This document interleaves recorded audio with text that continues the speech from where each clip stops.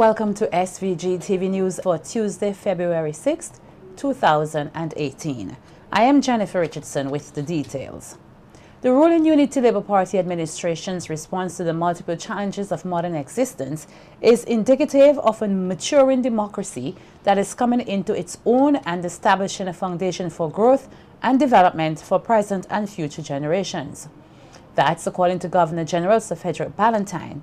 Sir Frederick, who was delivering the throne speech at the ceremonial opening of the third session of Parliament on Monday afternoon, highlighted a number of initiatives undertaken by the ULP administration, which he said are in line with its focus to achieve the development goals for SVG as articulated in the National Economic and Social Development Plan 2013 to 2025. At the start of another financial year, and many issues remain of perennial concern to our nation and the countries across the region and the wider world. There are no easy answers and quick fixes for any of these issues anywhere in this world.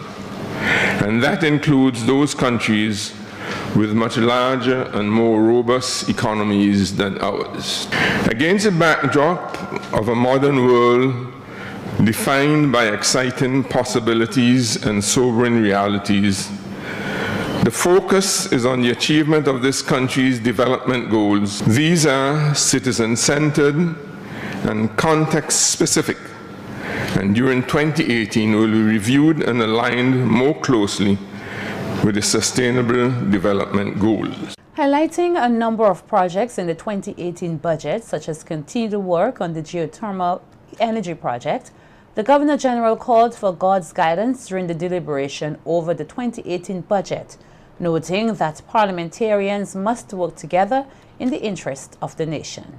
The agenda set out for the 2018 fiscal year is ambitious, multifaceted, well-articulated, and citizen-centered.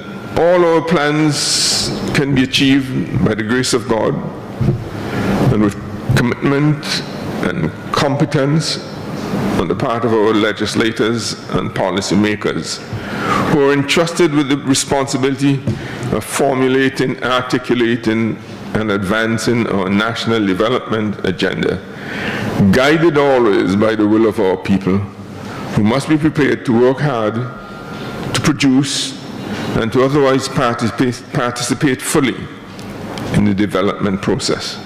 Tax reduction measures, along with the implementation of a climate resilience levy, were a few of the highlights in the 2018 budget presentation delivered in Parliament on Monday afternoon by new Minister of Finance Camilla Gonsalves.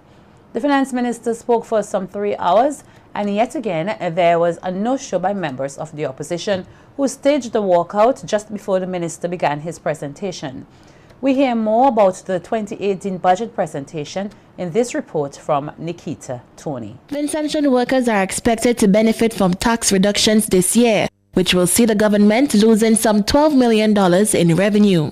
The announcement was made by Finance Minister Camilla Gonsalves during his presentation of the 2018 National Budget Address. Thanking his predecessor and this country's longest-serving finance minister, Dr. Ralph Gonsalves, for his foresight over the years, the newly appointed finance minister said there is much optimism for 2018 for the government and people of SVG. We are now uniquely positioned to take advantage of the anticipated new decade of growth.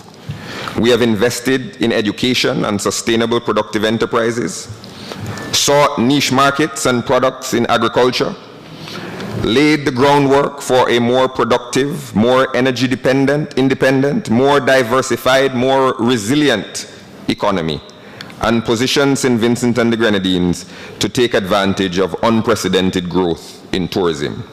As it relates to the tax reduction incentives, Minister Gonsalves explained that the measures form part of his government's commitment to provide economic stimuli via tax reductions and to improve in practical and tangible ways the condition of Vincentian workers. Just to ensure that the Vincentian citizens and businesses keep more of the money that they earn.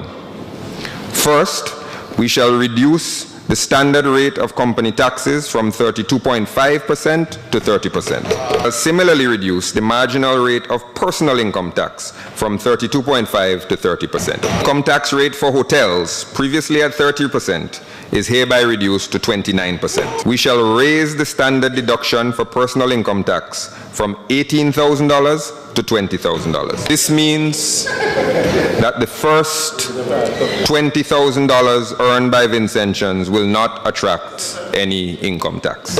The Finance Minister also announced a climate resilience levy to be paid by all stayover visitors in hotels, apartments, and short-term rentals, which is expected to take effect as of May 1st, 2018. We will take two measures this year to build our resilience cushion.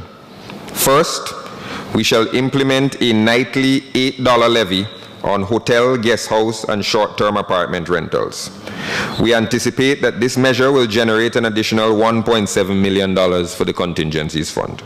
This is a 15% increase in the local capitalization of the contingencies fund, which is now predicted to accumulate roughly $13 million in 2018. Gonsalves further outlined that also on May 1st, Vincentians will see the introduction of VAT on electricity, which is expected to provide an estimated $1 million in additional revenue annually to the government. Domestic consumers consuming 200 units of electricity or less do not pay VAT on their electricity consumption. It is proposed to reduce the kilowatt-hour threshold for VAT on electricity from 200 kilowatts to 150 kilowatts.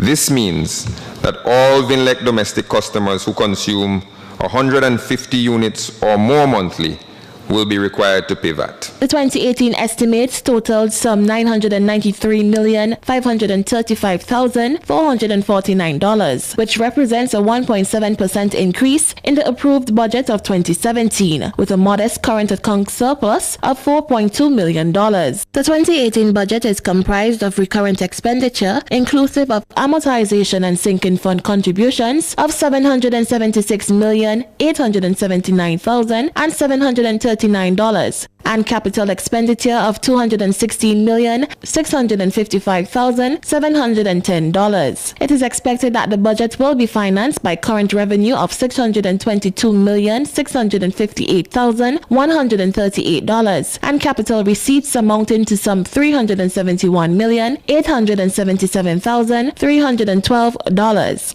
Nikita Tony reporting for SVGTV News. And it was an early wrap-up for the deliberation over the 2018 budget today, with no follow-up debate between government MPs and those on the opposition bench, who staged a walkout on Monday and stayed away again today. Following the passing of the 2018 appropriation bill today, Prime Minister Dr. Rav Gonsalves chastised members of the opposition for staying away from Parliament. The Prime Minister noted that the opposition members missed an opportunity to deal with matters pertaining to the people of SVG and their no-confidence motion. To wind up the debate this morning so that we can all go on and do other things. But the opposition would have missed an opportunity to speak on the estimates. The opposition would have missed an opportunity to speak on the appropriation bill. And it is very interesting that they had submitted a motion of no confidence, Mr. Speaker, which dealt with precisely every single issue that you find in the estimates and the appropriation bill.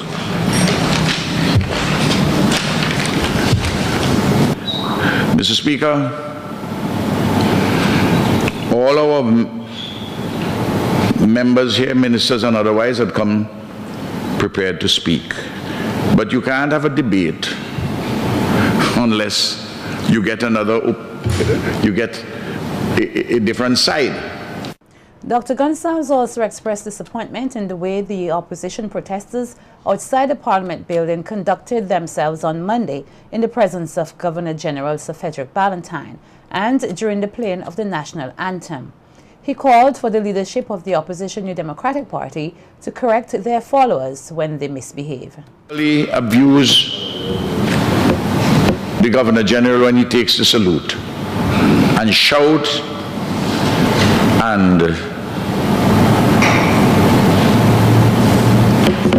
protest when the national anthem is being played. You know, we must stand askance against that sort of a conduct. And even when your followers behave like that, you're a leader when you stand up and tell them that they're wrong. If not, the proverbial tail is wagging the dog. Finance Minister Camilo Gonsalves also chided the opposition on their no-show in Parliament today to debate the 2018 budget. The Finance Minister advised the Speaker of the House, Jomo Thomas, to take note of the number of times the opposition members were absent from Parliament, noting that this should affect their pay. Related to the Public Accounts Committee, you may see it as your responsibility, Mr. Speaker, to name those members yourself, because my reading of the standing order is that it shall be done at this particular point, and I don't believe that the standing order permits them to add it after the fact. So I just flag that for your consideration, Mr. Speaker, not for your decision, but it may be that you now have the responsibility to name the opposition members of the Public Accounts Committee. Additionally, Mr. Speaker, based on what I've heard, that they're staying out for this major philosophical, ideological reason and this crusade, it will be curious to know whether or not they will suspend their conviction in time to return to this honorable house before they lose their seats to guarantee their continued paycheck. So I would ask, Mr. Speaker, that you also pay attention to the number of absences from this honorable house, because it seems that they're determined to stay out for the long haul, and I'm sure they wouldn't let something as small as a paycheck stand in the way of their conviction. Though they were not in the House today, the Speaker, acting in accordance with the rules, went ahead and named the members of the opposition who should be serving on the Public Accounts Committee based on the names that were given prior. I take the point that the Constitution says that the committee shall be named. I think it's a serious dereliction of duty that the opposition members are not here, because in essence we cannot, because of the nature of our parliamentary democracy, I think implicit in this is for the leader of government business to do it and the leader of the opposition to do it, where so in that sense it's a dereliction of duty on their part that they are not here to do that.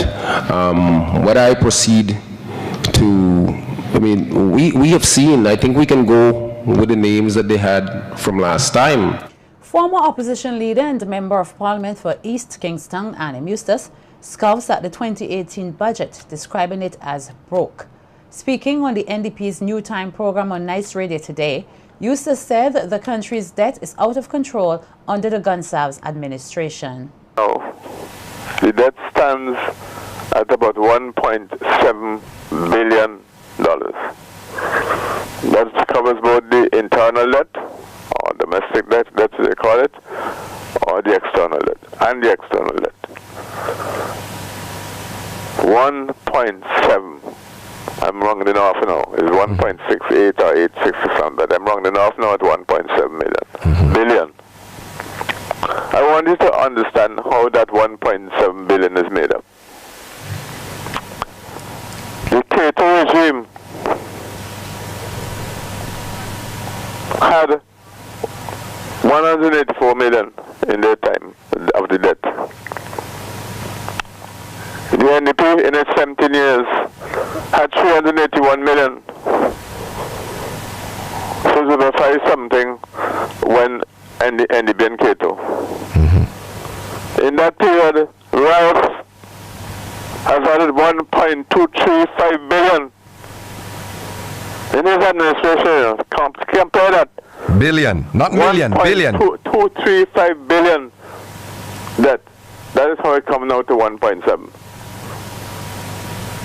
Because the other two administrations, Cato and Mitchell, came to 5 point something million, 500 something million. So what it is they boasting about?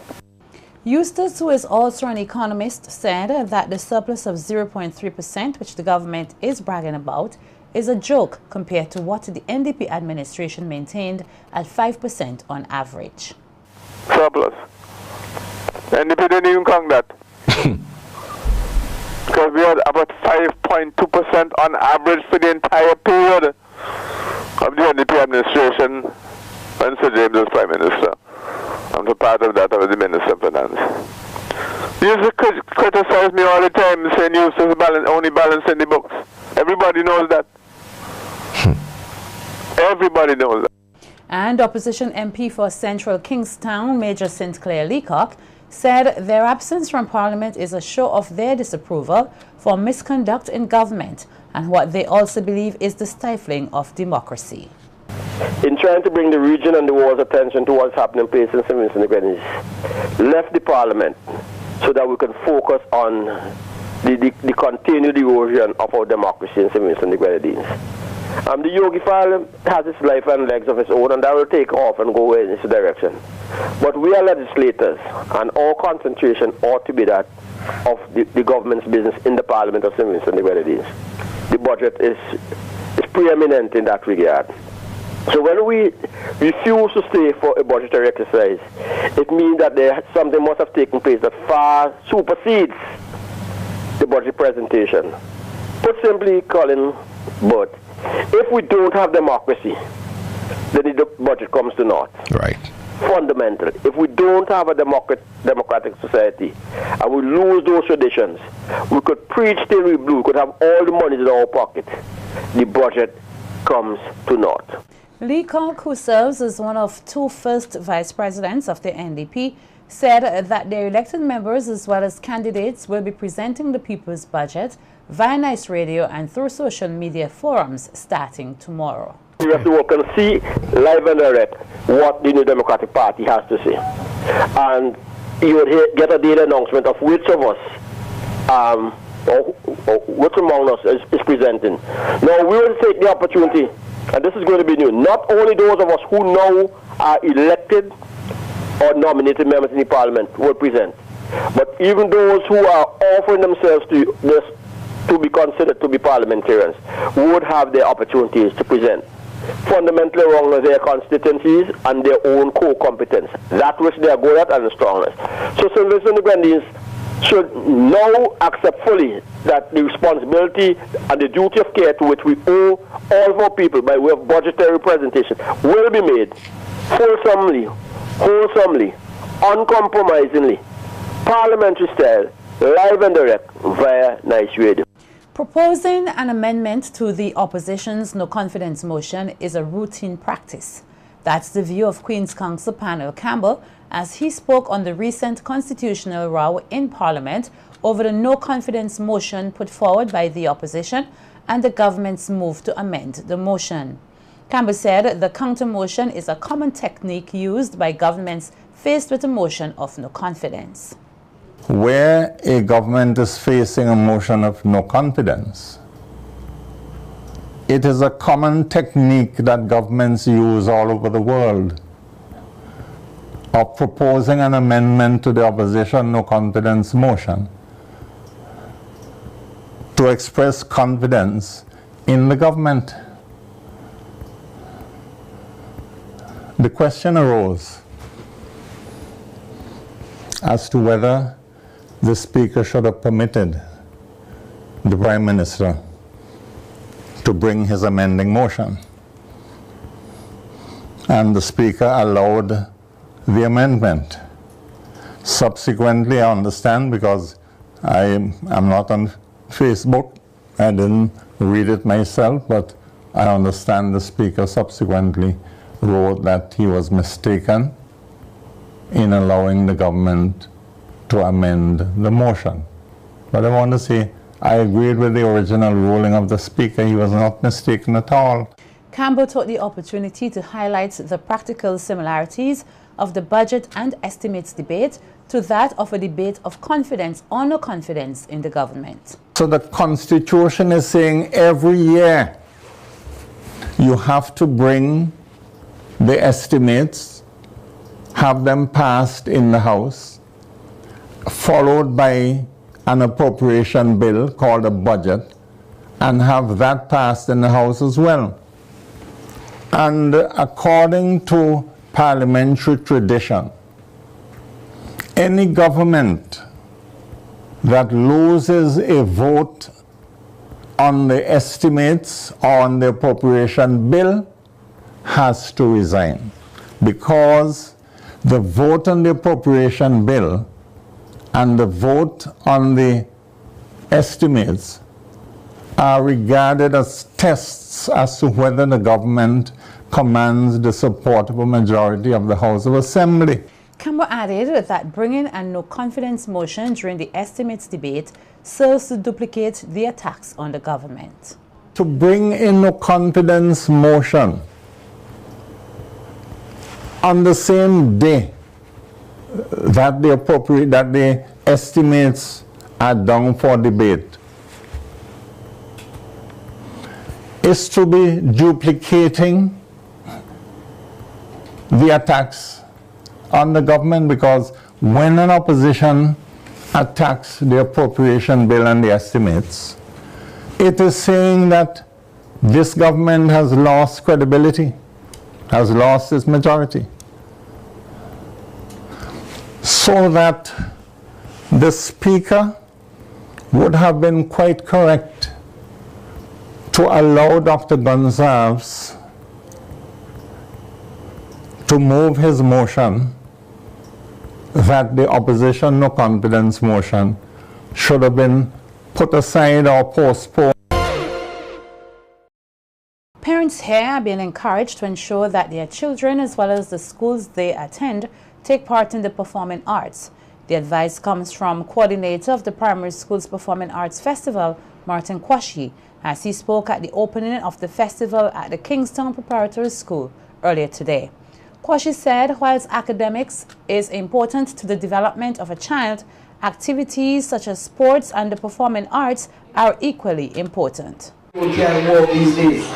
Let me repeat, the academics alone can go. They are very important, but alongside that, you have to go with the other side of the brain as well. You have to make sure that they're involved in sporting activities, which will make them very healthy. Eat good food, get good sleep at night, and also the creative arts, whether they can sing, dance. You, the parents, and I'm speaking to you directly, you have to be responsible for your future of the children. You can't just leave them on their own. If they can dance, you encourage that. If they can sing, you encourage them to sing it. If they can do things with their hands, you encourage that. Why would you want to keep your children away from being talented and to express the multi-talented nature that they have? I mean, that sends me crazy. You can't do that. So you have to make sure that the schools take part in the primary school festival. And those that not make up the mind to that, you the parents have to go to the principal and ask them why. Because they have talented students in the school.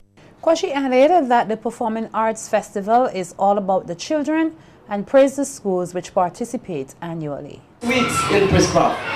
6 weeks of going throughout the island every day, seeing 3 or 4 schools perform. And we usually take the best 3 pieces from each school. No matter how good they are, we can't take more than 3. Because there are lots of schools out there that have real, very good items. And I'm telling people once again that if they notice that the Thomas Primary School had Spiritual School of the Year for at least 2 or 3 years running, it is because of the professionalism that these people exude when we go to the school. They have Prescott in their blood, and you can see it. From you go there, you see almost half the audience, a parents sitting down there waiting for the children, they're clapping, and it's amazing. It's amazing. If all the schools were like that, then I tell you, I would have died. No, I don't want to die. But I would die a happy man.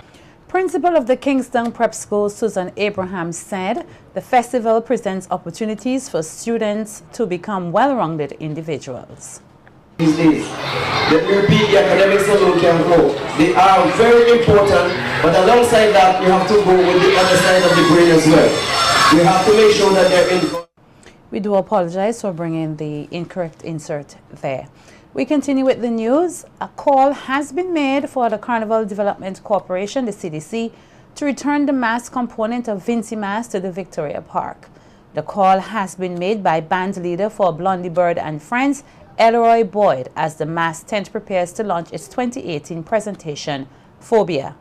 The launch will take place on the 10th of this month at Sandhill, and Blondie Bird, as he is affectionately known, took the opportunity to speak with SVGTV News on the inspiration behind this year's presentation. So we say, well, boy, the way the thing going, the place getting scary. So let me try to do a scary mask and do back. Like, we were accustomed to doing the kind of technology and things that's come out from our production then, right? Because we're not a feather band, right? We're a traditional band. They are the party band and they are the traditional. We're a traditional band. So we say that we go something scary because man for their own shadow. So we call it darkness. We touch some technology because, you know, the technology is scary right now too. Right? Because the things they see and with the technology is going wrong now. Right? We're doing some things in the future, like some future masks and them kind of thing. Like, we still showing you how masks go be in the future. So we have future. You know, we are thunder and lightning, you know, plenty people when they hear blue doom, people run down under the bed, especially children. So these are the kind of idea we have, the kind of topic we have. I think we do a little fire and them kind of thing. So we have a good topic this year and a good traditional band for we. Expressing confidence in the band's success for 2018, the veteran band leader stated that the production is expected to frighten all other competitors. It's not just the topic alone, you know. Blondie Bird and Friends will frighten all the competitors along our name in it. They don't concern what kind of band we bring. Because if you notice, for the last, let me put it, I don't want to go too far back, but for the last 12 years or so, right? For the last 12 years or so, if we ain't come first, we come in second. Majority of time out of that 12 years right now, if you notice, our children band is 5 consecutive straight years we win in children band. So you see the kind of heights we are. So scared alone is just I'm hearing the name. Blondie Bird and Friends. People don't scale already. Ready? Man don't scale at that. Much less when they hear the topic and realize it's not a feather band. We go back into the cultural walk we're doing. Right? Happy that SVG continues to produce traditional masks, which is unique to the region, Blondie Bird called on the Carnival Development Corporation to return masks to Victoria Park. Some St. Vincent still have 1 or 2 bands, like our band, who still trying to create some kind of mass, and the culture is the cultural part and the talent, right? And one thing we say here and read before I close off, this one was saying here is to the CDC and the Minister of Culture. Please, Blondie Bird tell you, please, we have we park, we have we stage, and we have we lights. Forget about carrying we and the big stone over Tokyo and carry back the mass into the park. If all your pride, carry back mass into the park. Forget about this thing we're all going in the big stone. I don't know if flapping all heads all going in the big stone. Park is my theater. Just like Hollywood. Park is my Hollywood. I go in there for over 50 years. That's my Hollywood. Since I go in park, yeah, I don't remember the CDC. I go in park when they had JCs running carnival. So I have to tell you, so it just burn me when I see they take my carnival and my talent and put it on top over the big stone. So this one here is for the CDC and the Minister to keep the mass back in park.